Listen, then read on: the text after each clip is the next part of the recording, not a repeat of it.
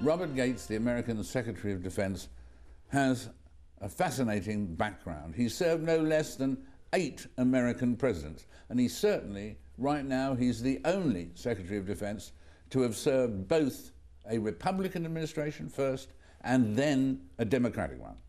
In other words, he brings to this conversation a wealth of experience.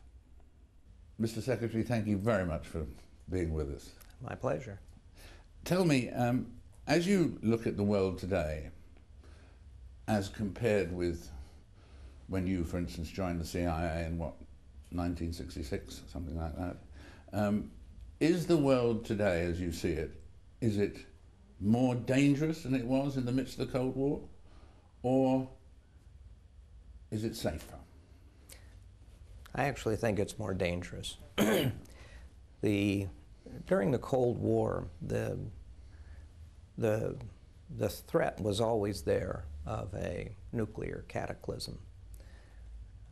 But except for 2 or 3 periods during the decades of the Cold War, that threat was actually quite remote. Both sides had rational governments, made rational decisions, and so the day-to-day threat, while potentially cataclysmic, was at the same time remote. The problem now is twofold, it seems to me. The first is with respect to the use of a weapon of mass destruction, a nuclear weapon. The likelihood of a catastrophic attack or a cataclysmic attack remains remote, but the likelihood of a small-scale attack by a terrorist or a rogue state, I think, is significantly greater than it was at any time during the Cold War. Second, we have more and more failed and failing states that are a source of terrorism and instability, and also rogue states that seem to be impervious to external pressure in terms of trying to get them to change their policies, whether it's Iran or North Korea, Burma, or Myanmar, and the number of troublemakers around the world seems to grow with each passing day. I remember at the end of the Bush administration, Condi Rice turning to me, Secretary Rice turning to me and saying, "Piracy? The first American Secretary of State, Thomas Jefferson, dealt with piracy. What am I doing dealing with piracy?" And the other problem, I would say, is that challenges to security and crises used to come up, be dealt with, and go away. Nothing ever goes away anymore. It's just one thing after another. And so I think the leaders today... Things seem to have no ending, like Afghanistan or something. And the leaders face this growing number of challenges abroad, and they're never ever able to just cross something off the list. And you said, no doubt with Iran partially in mind, that's where you said, if you're going to be a proliferator, you said to the countries of the world, all options are there on the table, how we deal with you, if you've made the decision to be a proliferator.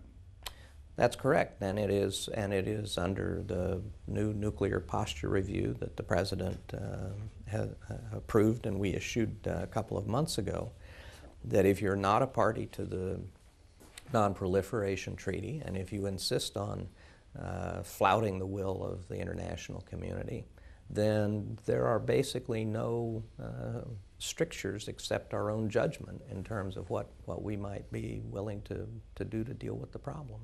And today we're talking on Wednesday, lunchtime on Wednesday at this particular moment, but today it looks pretty certain from what everybody has said from New York that in fact the 4th set of sanctions against Iran will probably go through today. How will that change things, do you think? I mean, why will it be more effective than the other 3? Well, first of all, I think that whatever they say in public, the Iranians hate being isolated. They hate having the permanent 5 members of the Security Council speak as one in disapproval of what they're doing. So in it, and the importance of the resolution in many respects is manifested by the efforts the Iranians have made to try and prevent it from getting passed. That was a good sign. But the other aspect of the resolution is that it also provides a legal platform for individual countries to then take more far-reaching steps individually. And this is potentially quite important. Well, that I thought was the fascinating thing that came out in the statement that they can take their own tougher measures when this is passed. I mean, so it's encouraging and allowing individual efforts by different countries to go further than somebody else. Well, and a lot of countries, including in the EU, like to have that legal umbrella, if you will, provided by the Security Council. Yeah. And so that means the actions can grow. And in terms, what does it mean in terms of the next move? I suppose the next move will be for these countries taking their own tougher measures. What could a tougher measure be towards Iran? Well, there are a number of, the Iranian Revolutionary Guards have a number of front companies, Iranian shipping lines, Iranian imports. There are a variety of areas that can be targeted, preventing foreign companies from going in to help them maintain or grow their oil and gas export capability or any other business enterprises. The key here is actually to get the Iranians back to the table and to arrive at an agreement that where they forego having nuclear weapons as not being in their own interest.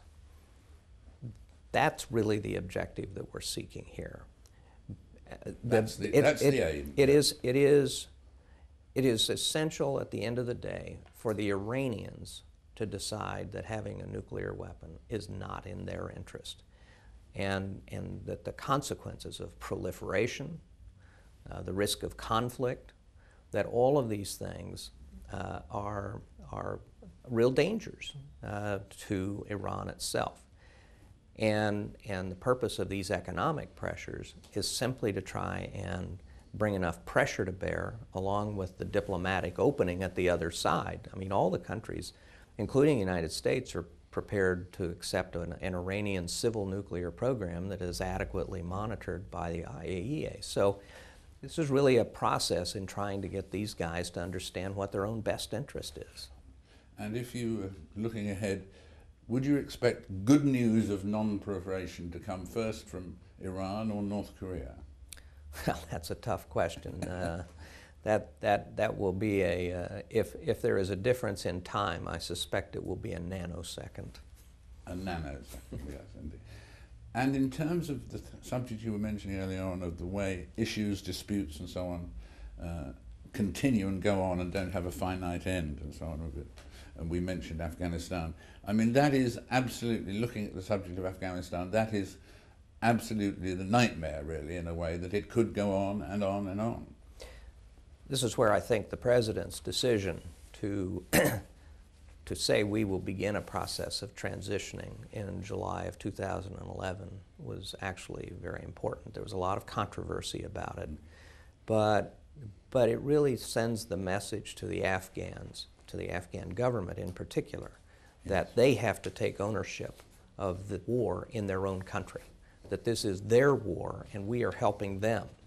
One of the concerns, frankly, is that there may be those in Afghanistan who would like to have American and British and other forces in there for as far into the future as anybody can see, because it's a lot easier to let us defend them than for them to defend themselves. Because that area, as you say, there's controversy, that area of how you balance what you reveal to the enemy as well as to your colleagues in America or in Britain is absolutely key, isn't it? Because lots of people came out with statements when Washington announced that this was going to happen, this particular withdrawal was going to happen by July next year, or it was the following. And on the one hand, that was presumably to reassure the democratic doubters in Washington, but it did seem to people to be giving an unnecessary hint about what was coming next, or not coming next, in terms of the actual war itself?